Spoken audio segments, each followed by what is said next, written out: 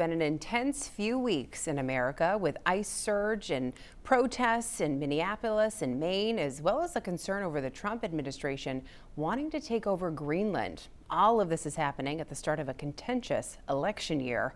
207's Don Kerrigan joins us after talking with one Maine political leader who's in the middle of it. Hi, Don. Hi, Sam, very much. We talked with Senator Angus King, who is the only member of Maine's congressional delegation who this year is not either retiring or running for office. He's still in there.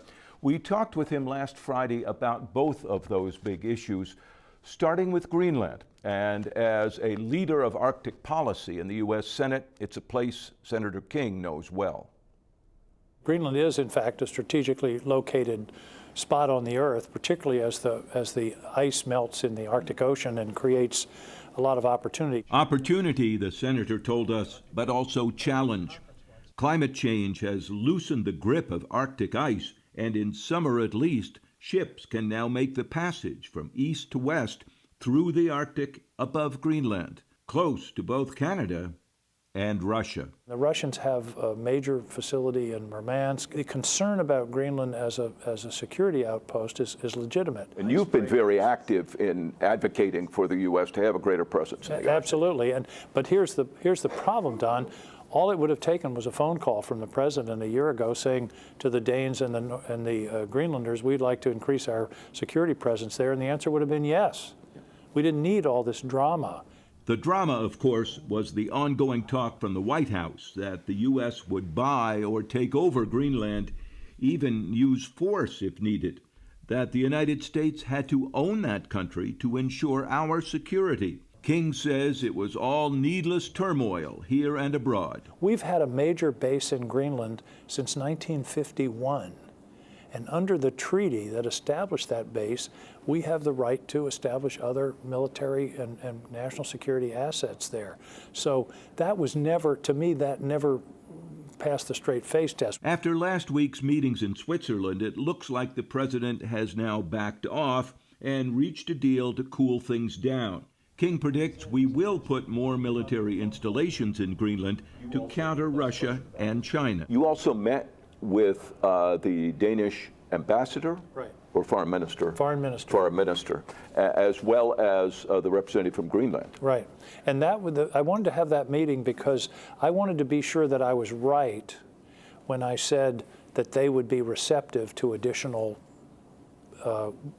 American assets in Greenland. And in fact, they reiterated what I thought, which was, of course, we're receptive and will be cooperative with the United States, but we don't want to be taken over. And with all of his knowledge and experience dealing with issues of the Arctic, we wondered, has Senator King ever tried to talk about this with the president? I haven't met with him. I've tried to reach out both publicly and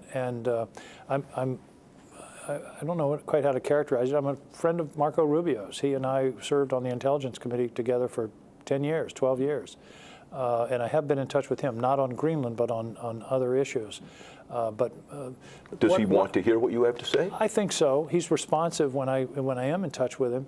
But you know, everybody made the point publicly and privately that we didn't need to have all this drama with Greenland. I think the administration, I think finally it got through to them that this was a mistake. King, who serves on both the Intelligence and Armed Services Committee, says the administration's talk about Greenland also threatened our entire 77-year relationship with Europe.